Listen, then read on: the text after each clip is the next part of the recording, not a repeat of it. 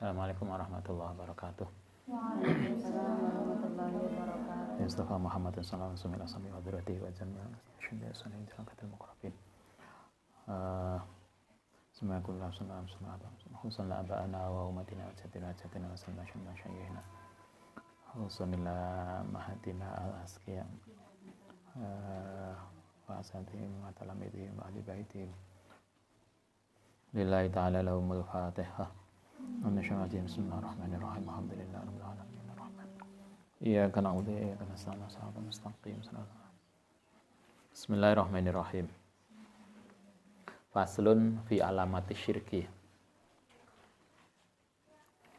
Halaman 34 yang pakai kitab Minahus Saniyah. Yang kitab yang lain halaman berapa? Bisa dicari sendirilah. Bismillahirrahmanirrahim. Faslun fi alamati syirki ing dalem tanda-tandane sirik. Sirik itu menyekutukan Tuhan. Kalau bahasa kita apa ya? Poligami ya. Mendua hati. Itu sirik. Kita mengaku Allah itu Tuhan kita, tapi kami masih menuhankan yang lain. Atau masih mempercayai sesuatu yang lain yang mempunyai kekuatan di samping Allah SWT. Syirik yang paling jelas kita menyembah selain Allah, itu syirik paling jelas. Tapi bisa juga syirik itu kan bertahap toh, bukan bertahap, bertingkat. Yang paling vulgar itu menyembah selain Allah, itu syirik. Syirik paling kecil, masih ingat hadisnya? Apa syirik paling kecil?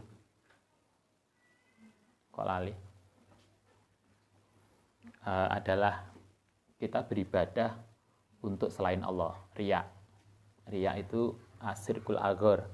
Syirik kecil adalah riya. Riya itu kita ibadah tujuannya untuk karena enek calon maratua, kemudian sholatnya khusyuk banget. Atau karena mbak sholat terawih di masjid itu apa? Karena orang yang ditaksir melu terawih di situ. Ada lagi syirik yang lain.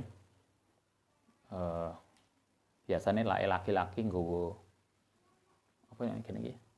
Cincin. Cincinnya gede banget. Ujian skripsi gawakno cincin.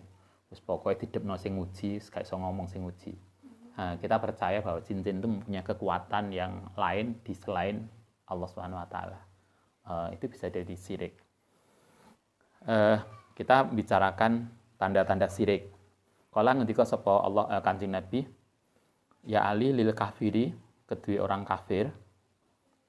Orang kafir itu salasu alamatin, utai 3 indikator. Orang kafir itu mempunyai 3 indikator. Yang satu adalah asyakku, ragu-ragu filai ing dalam anane Allah Ta'ala. Orang yang meragukan Allah itu ada atau tidak, itu bisa menjadi kafir. Pernah belajar, kalau kita belajar filsafat, masih ingat ada ateisme, ada teisme. Kemudian yang di tengah-tengah ada apa namanya? Kok lali kabeh? Ada teisme. Teisme itu adalah orang yang meyakini bahwa Allah itu ada. Itu di kanan. Yang di kiri ateis A. Ateis itu artinya meyakini Allah itu tidak ada. Alam ini muncul dengan sendirinya. Tuhan itu tidak ada. Yang satu beriman adanya Allah. Yang satu meyakini Tuhan itu tidak ada. Masih ingat salah satu tokoh besar ateisme modern yang baru kemarin meninggal, siapa tokoh fisika? Stephen Hawking. Ngerti toh? Pokoknya ikulah. Salah seorang tokoh besar yang dia meyakini alam ini muncul dengan sendirinya, nggak perlu Tuhan. Tuhan udah nggak ada. Itu ateis. Dia dianggap ateis. Tapi ada yang tengah-tengah. Dia percaya Tuhan itu yang menciptakan alam, tapi setelah alam ini tercipta, Tuhan tidak lagi berfungsi. Namanya lupa. Kalau nggak salah deisme itu, nanti dicek ulang kalau keliru. Mereka percaya Tuhan itu yang menciptakan alam ini Tuhan.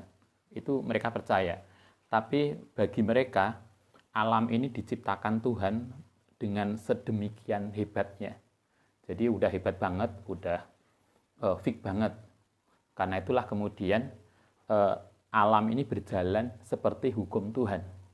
Jadi orang yang tengah ini itu menganggap menganalogikan kayak tukang jam. Wong sing gawe jam itu nggawe dengan jam dengan segala settingan yang bagus. Setelah jam ini berjalan, maka yang gawe jam sudah nggak punya fungsi. Jadi udah selesai. Jadi Tuhan hanya sebagai kholik, tapi tidak sebagai Rabbun. Padahal kita kan diajarkan Alhamdulillahi Rabbi. Tuhan itu tidak hanya menciptakan, tetapi juga mengatur semesta. Yang deis tadi meyakini Tuhan itu menciptakan alam, tapi tidak mengatur alam. Itu tengah-tengah. Itu ono juga yang begitu. Nah, kalau kita diajarkan Allah itu kholik yang menciptakan sekaligus Rabbun yang mengatur. Jadi Allah tidak hanya menciptakan alam, tapi juga menentukan keberlangsungan alam. Sampai kemudian wa ilaihi turja'un. Alam ini selesai. Orang yang meragukan keberadaan Tuhan, apakah Tuhan itu sebagai pencipta atau Tuhan sebagai pemelihara alam, maka itu adalah kafir. Kalau di dalam agama lain masih ingat ada fungsi Tuhan, ada sebagai pencipta, ada sebagai pemelihara, ada lagi sebagai apa? Ada Brahma, ada Siwa. Apa satunya? Kita juga lupa. Biasanya eling ketemu ngumpul ning kene bareng ini santri kok malah lupa. Ketut lali. Tapi nanti dicek lagi. Jadi ada fungsi Tuhan sebagai pencipta, ada fungsi Tuhan sebagai pemelihara, ada fungsi Tuhan sebagai pemberikan punishment. Ada Brahma, ada Siwa, ada satunya lagi apa? Apa? Wisnu, pemelihara. Wisnu itu pemelihara atau apa? Nah, pokoknya ngono iku lah. Artinya di Islam, di agama lain juga ada kepercayaan itu. Di Islam juga ada Tuhan sebagai kholik, Tuhan sebagai Rabbun, yang satu lagi Tuhan sebagai pemberikan punishment bagi yang durhaka. Silahkan maju. Yang di belakang nanti gelundung ke kamar mandi.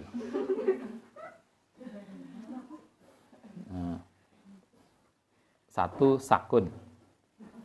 Yang kedua wal bu'du. Oh, ini maju aja atau yang belakang dulu maju ke sini. Nanti kedinginan. Kan kasihan. Kedinginan. Oh, gak iso tangi. Kaku nang buri. Asaku satu, tandanya orang kafir. Yang kedua wal bu'du. Lan tidak suka fi ibadillah ing dalem ibadah maring Allah Ta'ala. Lah dijak apik itu tidak seneng. Ayo mbak, ngaji. Enek to tanggapane. Ayo mbak ngaji. Ngaji mana? Kayak kita santri enggak lah. Semoga kita enggak gitu. Nabi mengatakan salah satu bentuk perilaku yang enggak baik, yang itu indikator kekafiran, adalah dia enggak seneng lah diajak baik. Kadang kita tuh terucap, mungkin guyonan, tapi tulus dari hati yang terdalam. Keluar dari alam bawah sadar kita. Itu kedua. Kemudian yang ketiga, lah diajak ibadah itu enggak seneng. Yang ketiga wal ghaflatu. Antaatillah saking taat maring Allah. Lupa, lah diajak lupa. Kok gak ngaji, Mbak? Kowe ngapunten supe. bolak-balik kok lali. Kok gak ini? Ngapunten lupa. Orang yang mudah melupakan ibadah, orang yang gak suka ibadah, orang yang meragukan Allah, itu katakan di Nabi termasuk indikator dalam hati dan jiwa kita mungkin ada indikator kekafiran. Cobalah kita belajar membenahi diri kita, belajar memperbaiki pribadi kita tentang perilaku-perilaku seperti itu. Kadang ya mungkin guyonan omongan kita, tapi sesungguhnya dia muncul dari alam bawah sadar kita. Artinya alam bawah sadar kita itu begitu. Kita kan sering padahal alam bawah sadar itulah sesungguhnya kepribadian kita. Kalau kita belajar akhlak itu definisinya adalah sikap dan perilaku yang kita lakukan tanpa harus dipikir, karena dia menjadi alam bawah sadar kita. Kalau kita kesandung, astagfirullahaladzim, itu kalian alam bawah sadar kita yang muncul, yang ada ya astagfirullah itu. Tapi kalau kesandung delok sok enak wong, wah enak wong, astagfirullahaladzim. Itu berarti belum menjadi alam bawah sadar. Sama dengan begini enak wong minta, kemudian nengkone ada orang lain, kita ngasih dia sebagai pengemis tadi, kita kasih karena sungkan ada orang lain, maka berarti itu belum menjadi akhlak kita, belum menjadi perilaku. Perilaku itu adalah sesuatu yang kita lakukan secara spontan, tanpa harus dipikir dan dipertimbangkan, karena dia lahir dari alam bawah sadar kita. Nah sekarang kan yang harus kita biasakan adalah bagaimana kita menanamkan sikap dan perilaku itu masuk di dalam alam bawah sadar. Alam bawah sadar inilah yang kemudian nanti akan menjawab pertanyaan mungkar nakir. Soalnya kan wis take home kan. Soalnya mungkar nakir ketika kita mati, soalnya kan kita sudah dikasih tahu, sudah take home. Man robuka, wa man nabiyuka, wa ma kitabuka. Kan itu. Wa ma robuka, soalnya wis dikekno. Kayak saiki Anda sudah bisa jawab, sudah tahu soalnya itu. Nanti itu kita nggak kayak ujian UTS yang kita nggak tahu soalnya. Allah Ta'ala, Kanjeng Nabi sudah sangat pemurah. Nanti lah kita mati soal pertanyaan mungkar nakir itu loh. Tapi karena di alam kubur kita itu setengah hidup setengah mati. Kan kita tidak hidup benar, tapi juga tidak mati benar. Kalau dalam ini kan alam barzah, alam tengah-tengah antara sadar dan tidak sadar. Maka ketika alam kita setengah sadar dan tidak sadar, maka yang muncul itu adalah alam bawah sadar kita. Yang menjawab itu. Apakah alam bawah sadar kita itu kenal Allah, kenal Kanjeng Nabi, kenal Al-Quran, kenal agama. Sehingga kita nggak iso, Mbak, engko lak dini ya, digolek nerpekan. Nanti kuburku jangan diuruk. Jadi biarkan di dalam tanah itu yang lubang rombo dikasih LCD misalnya manro buka. Kan nggak bisa wong kita itu nggak hidup dalam keadaan sadar sepenuhnya. Sehingga kan kita tidak akan, jawaban kita itu sesuai dengan alam bawah sadar kita. Karena itulah mari kita belajar bagaimana menanamkan kebiasaan sehingga dia menjadi bagian dari alam bawah sadar kita. Kesandung, astagfirullahaladzim. Begitu enak wong ngemis, kita ngasih tanpa harus mikir. Ini enak dosen pembimbingku kayak gini. Enggak. Enak orang digolak-goleki. Calon mertua orang. Atau calon kakak ipar. Kan nggak perlu nyari itu. Kita harus kepribadian kita itu yang harus kita kembangkan. Itu hadis pertama. Kedua, kita lanjutkan. Ya Ali, lil munafiki iku kedhi orang munafik salasu alamatin. Ada 3 indikator. Kata Nabi, orang munafik itu tandanya 3. 1, idza hadasa, nalikane berbicara kadzaba, dia berdusta, lae ngomong goroh. Kalau ngasih informasi hoax. Kita kalau sekarang banyak hoax, kalau kita suka nyebar hoax, maka berarti kita harus evaluasi diri kita. Kita itu kan harus hati-hati ketika menyebarkan berita. Tidak semua yang kita terima bisa di-share toh. Karena itu harus dipastikan berita itu harus benar. Orang yang artinya kalau Kanjeng Nabi mengatakan idza hadatsa kadzaba, kalau dia berbicara dusta, itu kan sama dengan kalau kita update status ternyata update status kita hoax atau menyebarkan berita bohong. Kita kan kadang kita itu cenderung begini, kalau menerima berita dari kelompok yang sama, dari geng kita, buh bener buh enggak, kita dengan sangat mudah men-share. Ada kecenderungan gitu toh? Atau yang menguntungkan kelompok kita. Apalagi kemarin menjelang pilkada pemilu. Terus pokoknya karena kita milih pasangan tertentu, maka siapapun informasi terkait pasangan yang kita dukung, itu langsung di-share. Sebaliknya, informasi yang tidak baik yang terkait dengan orang yang kita tidak dukung langsung di-share. Itu kan sama dengan idza hadatsa kadzaba.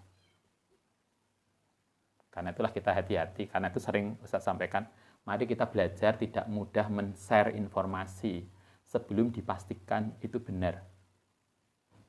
Quran bolak-balik ngajari kita, kalau datang informasi dari orang-orang yang orang lain, maka harus dipastikan, divalidasi informasi itu. Pastikan itu benar. Dan kita juga tahu, tidak semua yang benar itu bisa di-share. Apalagi yang bohong. Yang bohong itu jelas nggak bisa di-share. Yang benar pun kan belum tentu bisa di-share toh. Karena ada sesuatu yang benar, tapi kita harus pertimbangkan kira-kira manfaat nggak nge-share itu. Ya bener misalnya koncone sampean nambangi teman kita loro. Terus diomongi dokter, Mbak koncone sampean itu kritis banget. Menurut hitungan dokter karek 3 bulan umurnya. Terus kemudian, Mbak ya Allah aku mau loh. Diomongi dokter umur sampean kamu 3 bulan. Loh, yang Anda sampaikan itu benar, tapi kan nggak pas. Tidak semua informasi yang benar bisa kita share. Kan gitu, itu contoh paling mudah. Sehingga apalagi yang bohong. Yang benar aja loh, belum tentu kita bisa share karena konteksnya yang harus kita hati-hati. Apalagi yang bohong. Nabi mengatakan salah satu tanda orang munafik adalah idza hadatsa kadzaba. Yang kedua, wa idza wa'ada, nalikane apa wa'ada? Janji akhlafa, mongko tidak memenuhi janji. Lai janji tidak memenuhi. Janji ini kan bisa juga ini toh bukan sekedar Mbak aku mari isak ke rumahmu, ternyata habis isak nggak datang, kemudian besok ketemu, wah ente munafik katanya janji tadi malam ke rumah. Itu ya janji benar, tapi kan janji itu bisa lebih luas dari itu, bukan sekedar itu. Ketika kita mengambil prodi, misalnya Anda ngambil prodi apa ya kebanyakan sains, atau kita ngambil prodi IPS, maka berarti kita akan bekerja sesuai dengan kompetensi kita, gitu kan? Karena ketika ngambil jurusan tertentu, prodi tertentu, itu artinya kan itulah tekad kita, wilayah garapan kita, kan begitu. Jadi kita itu sama dengan kita berjanji akan bekerja sesuai dengan bidang kita adalah prodi itu. Ketika kemudian kita bekerja tidak sesuai bidang kompetensi kita, itu kan berarti kita tidak memenuhi janji kita. Kan bisa begitu toh? Padahal itu akeh banget. Prodi IPS ngajar matematika. Prodi matematika ngajar kedokteran. Enak lah. Ya nggak tahu lah, pokoknya nggak sesuai dengan itu, artinya kan kita itu disuruh untuk bekerja sesuai dengan kompetensi kita, kompetensi masing-masing, yang kalau dalam bahasa manajemen disebut profesional. Ketika kita tidak bekerja sesuai dengan bidang kompetensi kita, berarti kita tidak profesional. Orang yang bekerja secara tidak profesional itu kan berarti sama dengan orang yang tidak memenuhi janjinya. Kan begitu kalau dalam konteks yang lebih luas. Yang ketiga, wa idza tumina, nalikane dipercaya, khona, mongko khianat.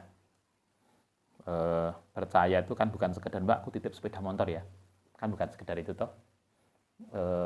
Ketika Anda menikah, maka kan kemudian Anda disai amanah, dititipi anak maratuwa. Apalagi kalau laki-laki kemudian apa akad nikah itu? Angkah tukah, siapa yang udah hafal? Wazawastuka, aku nikahkan kau, aku nikahkan dengan anak perempuanku.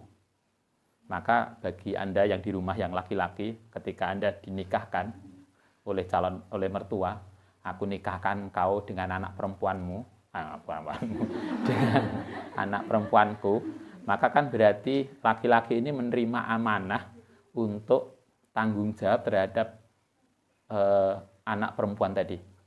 Ketika dia tidak memelihara amanah itu, berarti kan nggak benar. Dipelihara cik nganten anyar tok. Mari ngono wis nganten kawak golek anyar. Dia lupa sinetron kan. Itu kan tidak tuminah khona. Sama dengan juga Anda ketika Anda jadi istri, itu kan berarti Anda diamanai untuk merawat suami. Ambek maratuwa itu diajari, "Nduk, suamimu itu senengane makan ini diajari, masak ini. Paham, Nduk?" "Oh, paham." Begitu pindah neng rumah baru, neng kosan, nganten telepon ambek mertuanya. "Nduk, gimana suaminya? Sudah dimasakkan?" "Oh, sampun." "Apa?" "Indomie." Cuma masak Indomie aja mertuanya susah payah. Apapun posisi kita, itu berarti kita menerima amanah. Ketika kita tidak memenuhi amanah itu, berarti kita telah khianat. Apakah kalau Anda jadi istri, Anda jadi ibu, ketika kita nikah, kita punya anak, maka anak itu kan amanah. Sehingga kalau Ustadz doa itu biasanya gini, "Ya Allah, amanahmu yang pertama, itu amanahmu yang kedua itu." Kita tidak pernah ngomong, "Itu anakku, itu amanahmu." Karena itu yang tanggung jawab Allah Ta'ala. Suatu ketika sakit, anak-anak itu pernah sakit, semua di rumah sakit. Semuanya nginep di rumah sakit, karena sakit kabeh. Kita lagi nggak punya uang. Kita hanya berdoa, "Ya Allah, ini bukan anakku, itu amanahmu. Karena itu amanahmu, dan sekarang dia sakit, maka berarti engkau yang harus tanggung jawab." Ya kan begitu toh? Loh, kenapa kemudian kita yang harus tanggung jawab? Wong itu makhluk ya Allah Ta'ala deh. Kan gitu. Karena itu kan kita nggak perlu mengklaim. Amanah kita, anak-anak kita, amanah kita. Kalau Anda jadi guru, murid-murid Anda itu amanahmu. Amanah kita. Karena itu jangan lupa, kita harus mendidik mereka dengan serius. Karena itulah yai-yai kita, yai-yai sepuh itu, mereka kan mesti Fatihah untuk para santrinya. Kenapa? Karena itu amanah yang diberikan Allah pada kita. Loh, orang tua santri itu datang ke rumah yai untuk menyerahkan putranya.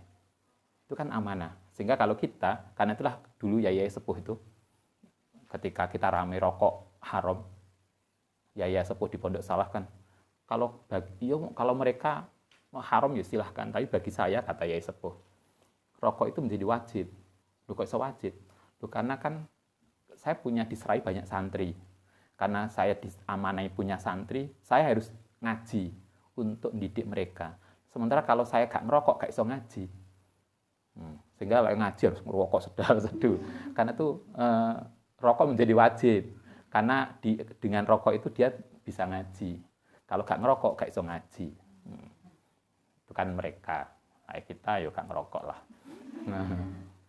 Karena nggak apa kalau ustadznya nggak suka baunya.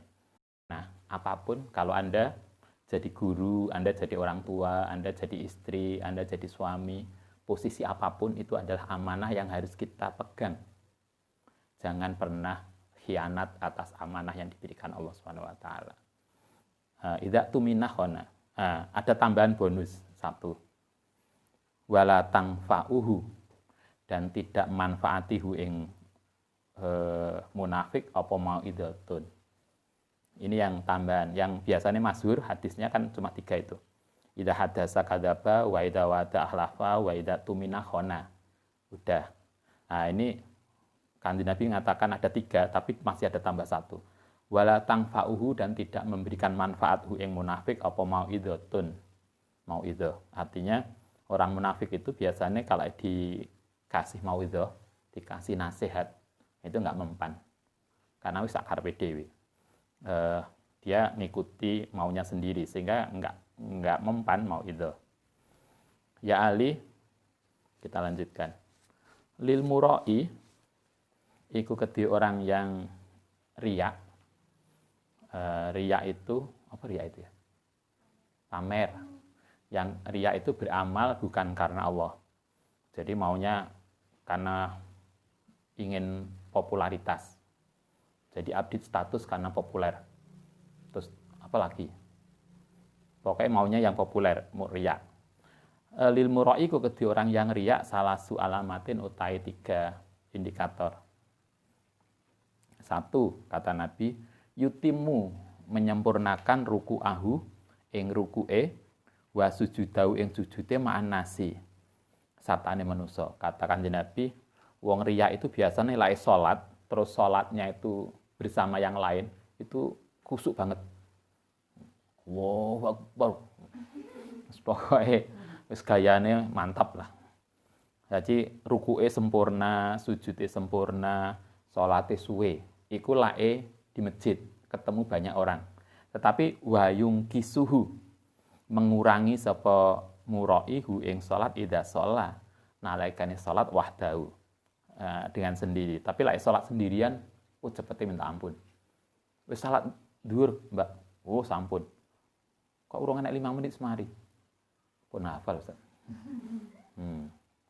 Justru mestinya kita itu diajarkan kalau kita itu sholat bareng jamaah atau banyak orang, sholatlah biasa saja.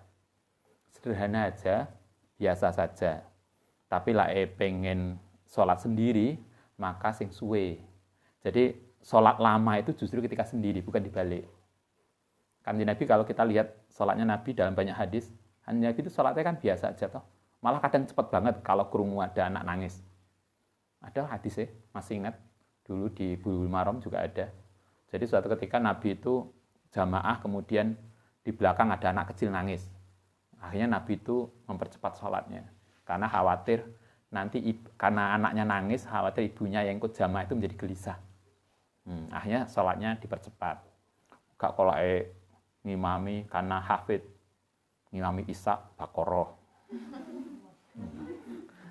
Enggak. Kalau ingin Baqarah sendiri nanti di malam hari. Tapi itulah sholat jamaah Nabi itu biasa aja. Artinya ya wajar lah sholatnya.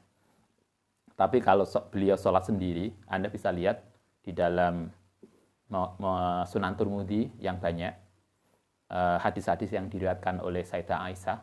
Nabi itu kalau sholat malam enggak banyak, kadang hanya 2 rakaat atau 4 rakaat. Kata Sayyidah Aisyah, sholat Kanjeng Nabi itu setelah tengah malam biasanya sampai subuh.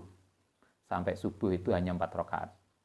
Sehingga kadang ruku'e suwe. Ada toh hadisnya Anas bin Malik. Suatu ketika kata Anas, saya itu makmum sholat tahajud Kanjeng Nabi. Begitu rakaat pertama yang diwaca Baqarah. Kemudian ruku'e suwe.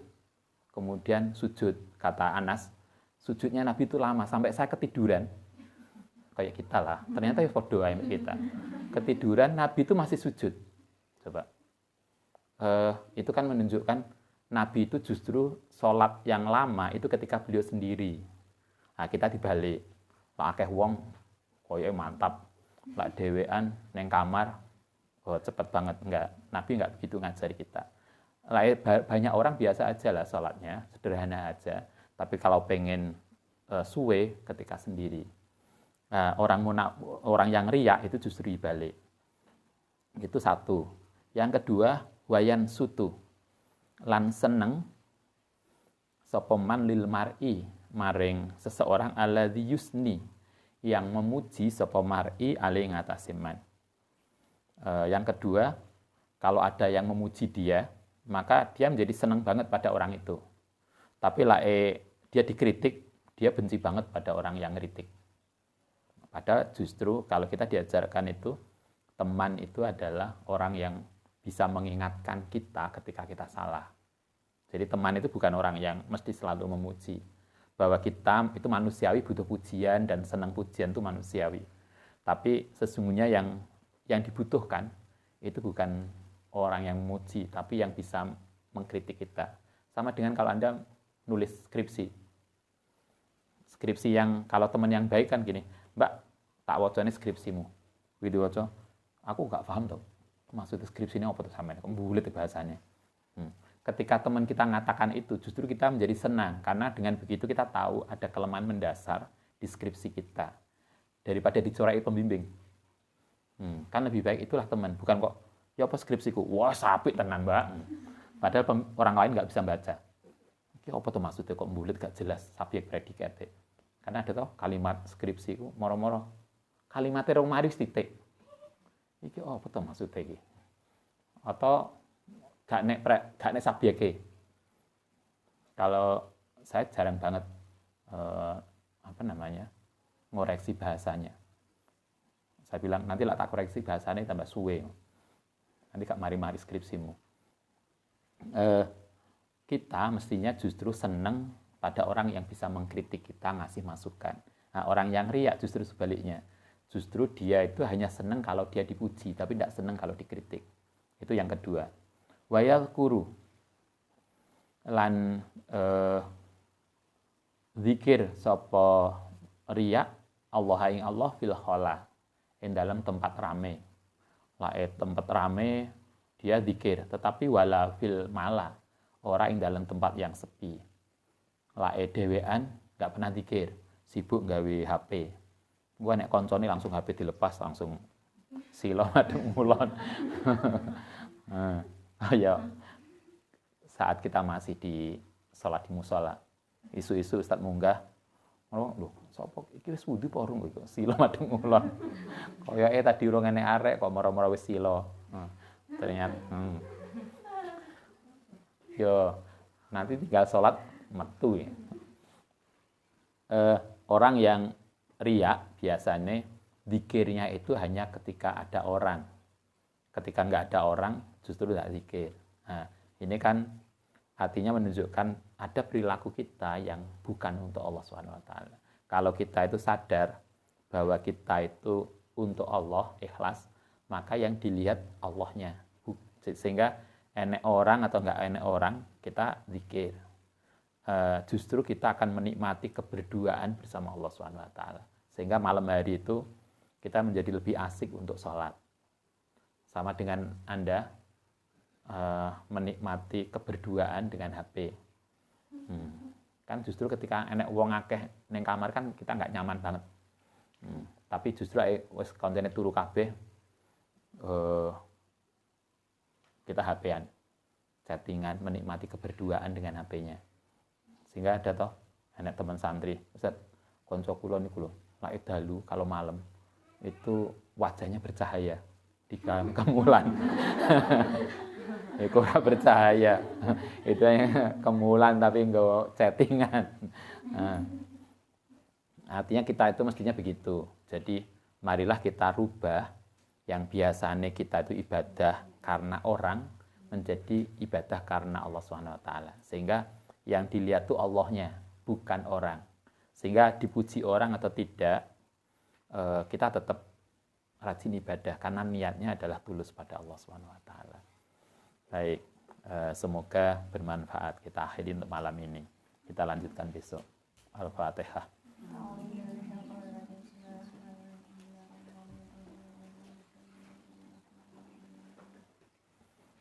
Rabbana